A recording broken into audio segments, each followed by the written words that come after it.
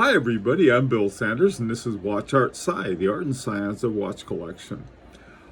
Today what I want to talk about are what I call orphans.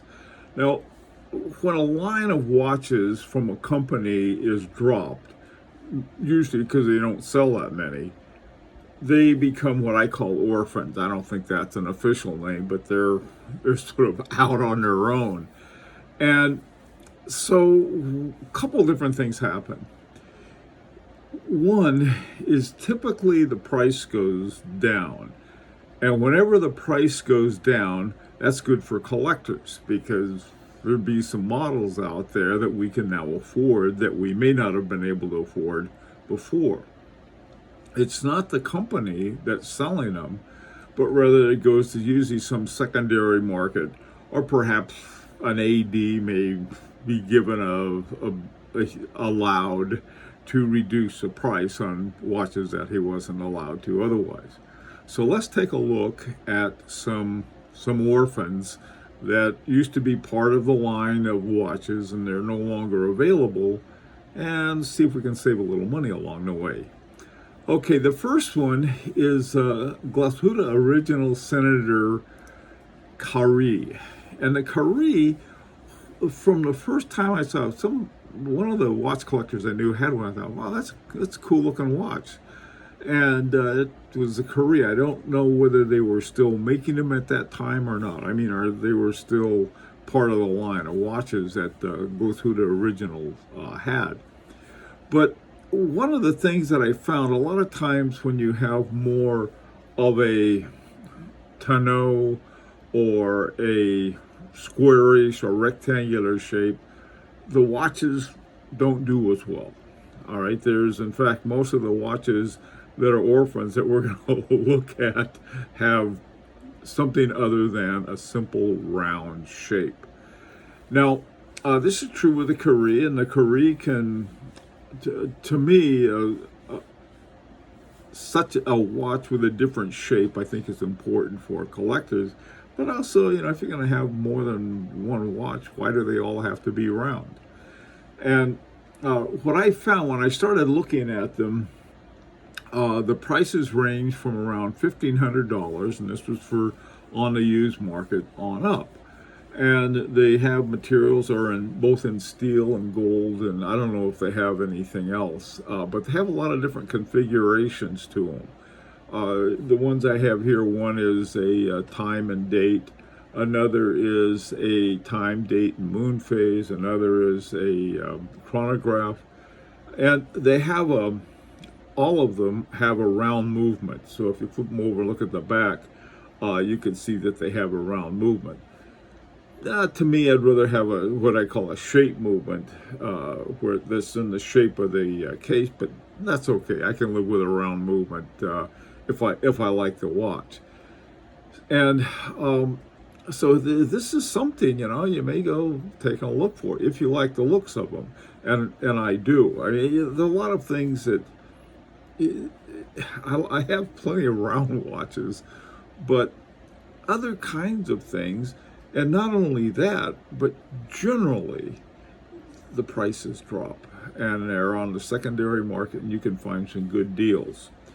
Now, the same thing happened with a very interesting watch from Vacheron Constantin.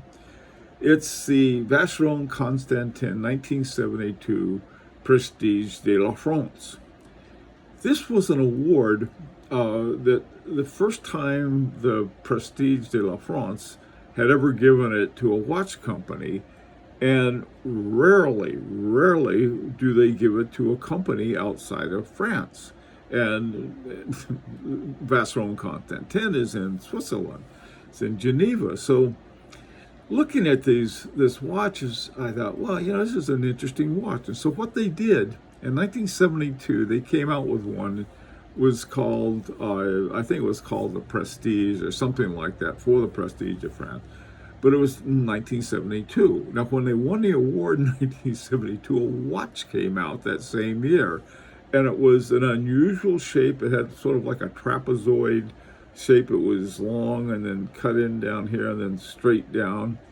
And one of the things about it was that they had the golden ratio. The top of the watch to the bottom of the glass was a 1 to 1.6.2 ratio, which is the golden ratio. And looking around, you start around $6,000. Now, in the past, I have found some really good deals on the original 1972. That's the one on the far left over there. And the gold one, the yellow gold one. And that watch was something about it I liked. It has the crown on it. It looks very much like the Cartier crowns with a little jewel on top of the winding crown. The second one, now the second model didn't come out until 1999, and they gave it, the name was the MCML XX2, which is a Roman numeral for 1972. So nobody could pronounce it. What's interesting is that if you go looking for one, it'll say the Vacheron Constantin asymmetric 1972, so you'll know what it is. And some of them may even have the Roman numeral. This is the one I'm wearing. I got this several years ago, while they were, before they dropped the line, and it has a Frederick Piguet movement in it, and it's just beautiful little, very accurate watch. This is what surprises me. It's such a small movement inside of the watch, but boy, I tell you, it's accurate. It doesn't have a great deal of charge to it.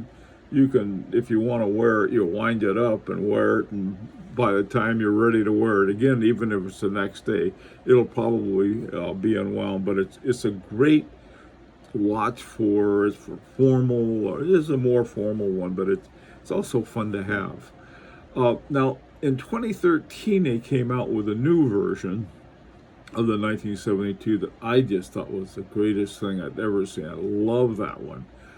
And I couldn't afford it, but I could afford this one because it was, like I said, it was unusual, and some people don't like unusual. And I got it for a great price, and it's been a great watch. And now the one that came out in 2013, I think it's only been a couple of years since they dropped the whole line of them. You have to go to the secondary market to get them. But that's a neat watch in an unusual way that you'd have to find. One I found, there's one I've seen for sale on and off again. It's a dual time, and it's basically one of the long ones. And I guess they put 2 dials in there and 2 movements. So this is another orphan that you might want to keep your eye out for. Now, this next one is the Audemars Piguet, Edward Piguet. And not too long after I started collecting watches, these things were dumped. Now, most of the ones that they had available were like the one in the middle. It's sort of this, I don't know, wavy looking dark dial on it, and I wasn't really crazy about it. But some of the other ones, I thought, hey, these prices are great. They had really dropped the price. I mean, significantly, between a half and a third of what they had been originally. Now, if you poke around, you can find a pre-owned Edward Piguet for around $4,500, but you can also find a new one for around $9,500, and these are basically half the price. These are brand new Audemars Piguets. Now, most Audemars Piguets start around, I don't know, around 20,000, and so this is another watch that I always kept an eye out for. Now, the 3 I have here you have a perpetual calendar, and you know how expensive they are. And the same thing with the Tourbillon. Those are very expensive, but they cost like, selling for about a third of what they would normally go for. Now, sometimes a third of what they normally go for is still a lot of money, but it's a place you can the whole idea of of Orphans is keeping your eye out for one, finding a deal that is very affordable. I got a heck of a deal on this one, and it was less than half price, and you can see it's still hard. It looks like it's never been used almost. Okay, so the Audemars Piguet, Edward Piguet, is another one that became an orphan. Now another one that became an orphan, and one I really, really, really liked, and had been around for a long time as part of Patek Philippe, is the Gondolo. And the only reason that I know of that they would get rid of a line of watches is they're simply not selling. Again, here you have something with different shapes. On the far left, you have one with the big gold bars and sort of like overlapping each other. And when I saw it, I wasn't too impressed with it. And in one of the reviews, in one of the collection reviews I had, I saw one. It was gorgeous. Really a super nice looking watch. And it's a Patek Philippe, little hefty on the price. Now, this particular one, the 5111 PR, has the caliber 215 PS in it. And Patek Philippe still advertises that movement as one of their movements. So it's not anything wrong with the movement. In fact, it's a very interesting looking movement. But now, the other two that I have here, there are a lot of different gondolas. By the way, too, for all of these watches, the only ones I chose were ones that were that they had been making in 2000 or later. The Vacheron Constantin, the original 1972, of course, wasn't, but the other ones were. And this one was just made. It was made in 2000, even though the line came out in a year before, in 1999. Now, these watches, the 5124, has been one watch I've wanted for years, and I don't know why I haven't gotten it yet. Probably because I didn't have the money. Sometimes I have the money at the right time I want to watch, and I can get it. They go together. Other times they don't. And here I've changed my mind on which model of the 5124. The current one I like is the one on the far right. I never really liked the 5098. It's sort of a tonneau, almost oval-shaped watch, but the more I looked at it, the more I liked it. And the thing that surprised me was that it has exactly the same movement as the 5124. It's a shape movement, which I really like a lot.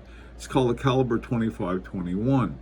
And they may come out with some other watches using that caliber, because boy, I tell you, I really like that caliber a lot. They have the two finger bridges coming up from the bottom, and then that other one sort of going through it. It's a beautiful, really just a gorgeous movement. Now, on the used market, these start around $8,000. And you can find some old gondolas for less than that, probably a lot less than that. But like I said, just from the 21st century ones that they were still making in the last several years. And the gondola, they just dropped that line not too long ago at all. So there's some other watches that I happen to like. If you don't like it, don't buy it, because you can save some money. But I really like it. I just can't afford it right now. Okay, now the final watch is one I have almost pulled the trigger on buying one of these. I don't know how many times, and something's always stopped me, and I'm not sure what it is. And this is the Rolex Cellini Prince. Now, the thing is that I was looking at some stuff today, and a bunch of watch collectors were going on about the fact that Rolex was, all the same, and they were talking about having all these new watches, and they looked like all of the other ones. But if Rolex wants to, whoa, what they can do. This watch, the interesting thing about the Rolex Cellini Prince is that the guilloche, for lack of a better term, the engraving and so forth, the kind of work that they've done on the front dial is mimicked in the movement. On the far right, the white gold one with the circular grooves in it, and then if you look at the back of it, the caliber, all of them are caliber 70/40, you see the same one. And then down below you have sort of the hobnailed dial, the gold one, and then if you look at the movement, they also have the hobnailed pattern to it. On the far left, that prince, they have a sunburst on the movement. I do not know of another watch company or another watch where the movement finishing matches the dial. I just thought, wow, this is so cool. And of course, they dropped it. Rolex owners, I guess they just like those dots and triangles to look at on a round watch. But this watch is really something. Is the interesting thing about the Prince was that it was back, I don't know, the 1920s or 30s, a long time ago they made them. And then they dropped them because nobody wanted them. And then they brought them back, I think it was around 2004. And they had them for a few years and nobody wanted them, so they dropped them again. But boy, what a job they did. I just love this watch. This is another one. I was looking at one, it was around $6,000, but you know, when you really look close at a picture of one, if it doesn't look right, I just couldn't get it. But one of these days, you know, if everything is just right, boy, this would be a fun watch to have in a collection. You say, I mean, the original price, I believe, was around $17,000. This is for your basic, and they're all gold. They're either white gold or yellow gold. I don't think any of them are stainless steel. So anyway, so that's about it for Orphans. Now I know there are other Orphans out there, and you might look for them. You know, and the way to find an Orphan is one that has a brand. And then you look at the new offerings or the current offerings, and it's not there. It's an Orphan. So, like to hear what you have to say and what you think about this. And until next time, this is Bill Sanders for Watch Art Side, the Art and Science of Watch Collection.